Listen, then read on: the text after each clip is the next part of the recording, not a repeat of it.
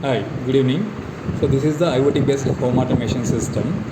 In this system we are going to monitor the sensor data of the home through your mobile from anywhere in the world, as well as we can switch on or switch off. That means we can control the devices inside the home from our mobile from anywhere in the world. See here, in this project we are going to use the four we are going to monitor the four parameters like the gas level. So like for example, let us take in the kitchen, if any gas leakages it will identify the by this gas sensor. And the room temperature of the home will be measured by the DHT11 sensor. The DHT11 sensor will also measure the humidity along with the temperature. So one is the gas, the second one is the temperature, and the third one is the humidity value. At the same time, the project also contains the LDR sensor, light dependent resistor, which is used to measure the light intensity inside the home. Okay, like this we are going to measure the four parameters like gas, temperature, humidity, at the same time light intensity. So all these values are read by the Arduino board, and the same values are fed to the LCD display. Those values are displayed in the LCD display here. Okay, once these values are displayed in the LCD, the same values are also fed to the Wi-Fi module. The Arduino board sends those details to the Wi-Fi module, which is already connected to the pre-configured Wi-Fi router or Wi-Fi hotspot. So and it is the Arduino board is programmed to the ThingSpeak. The sensor data which is received by the Wi-Fi module, it simply send the information to the ThingSpeak cloud. ThingSpeak cloud. Okay. So from the ThingSpeak cloud, we can monitor the same sensor information through mobile app. Same through mobile app. This mobile app is interface. So this mobile app we can monitor the sensor details from anywhere in the world through this mobile app. Like see, the mobile app also contains the four parameters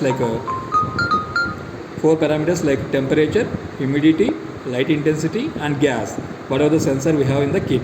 At the same time, so the kit also contains the four different actuator modules like one DC motor which will represent the window motor. This window motor, it's nothing but a exhaust fan. We are considering it as a exhaust fan. So it will be switched on when we are going to switch on from the mobile app. Okay. So this is we are considering this one as a actuator for the gas leakage. The second one is the fan. So this is we are considering as a actuator for the temperature and humidity. Okay. And this one is a servo motor which is used as a door here.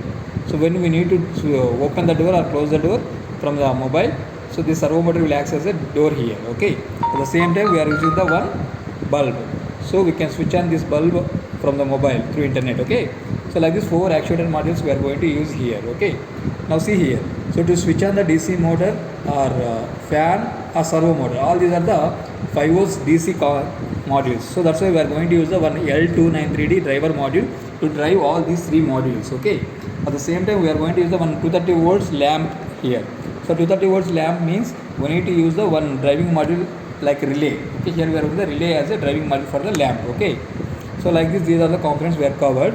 Now let us see the result. Okay, how to verify the result. Okay. So to check the result, first of all, we need to power up the system. So to power up the system, we need to use the one data cable. I am going to give the one data cable which contains the two port, one USB port, two pins are there. This red one is the VCC, black one is the ground. Remember that one. So now I am going to connect this USB port to the Arduino board here, inserting, and the same way these two wires I should interface to here. Okay. Yes. So this red wire is VCC, the Wi-Fi module. This first one is the VCC pin. So I am going to connect to the VCC pin. The second one is the ground. Black wire is the ground. Whenever you remove this one, just remember that one. Okay. Like this, we have to give these two supply pins to the board, and I have to switch on the cable. This cable you can connect to the either mobile charger adapter, otherwise a laptop or any power bank. It will work. Now I am going to connect here to my laptop. Okay. It will get the power from my laptop USB. Once I switch on the power, the LCD display is going to display like welcome. Okay. Welcome. After that, it takes some time to initialize.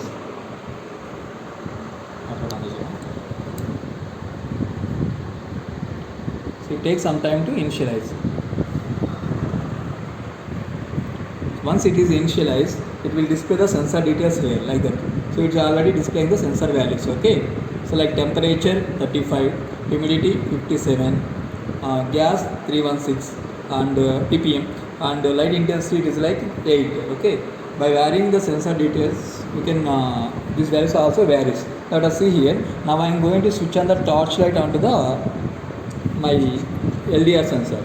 So when I switch on the torchlight,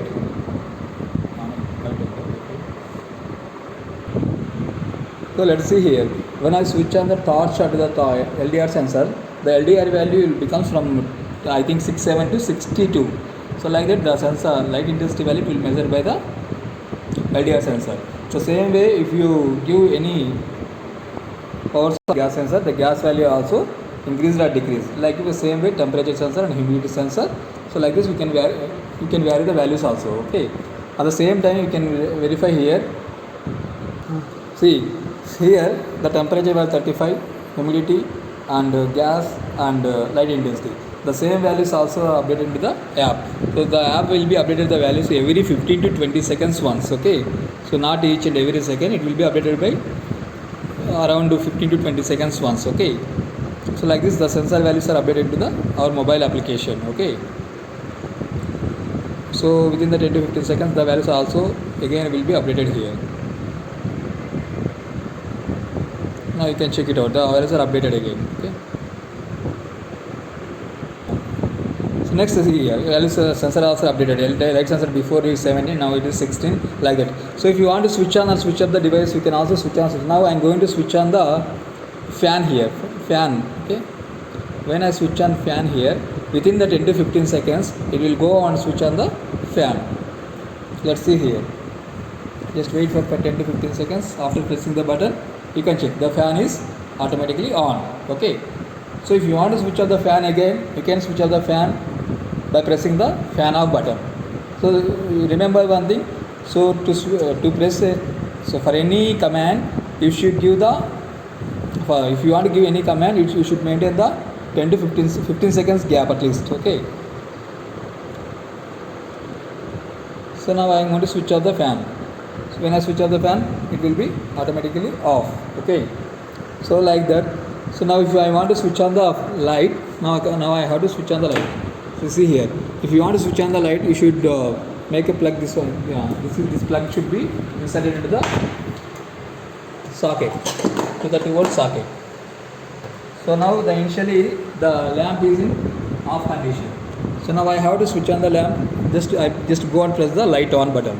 When I press the light on button, within the 15 seconds it will going to switch on the lamp.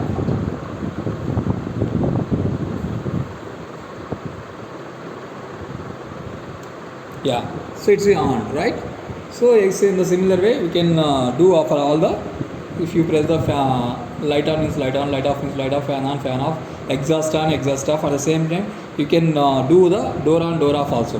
Whenever you press the button door, the door will be automatically open, and after some time it will be going to close. Okay. Now I am pressing the door button. Just check it out. It will be opened for some time. After that, it will automatically close. That's why I didn't mention any close command here. Only one command to open the door. After some time, it needs to close the door. Okay, it's opened. Now after some time, it will be automatically closed. Yes. So this is our project. Thank you.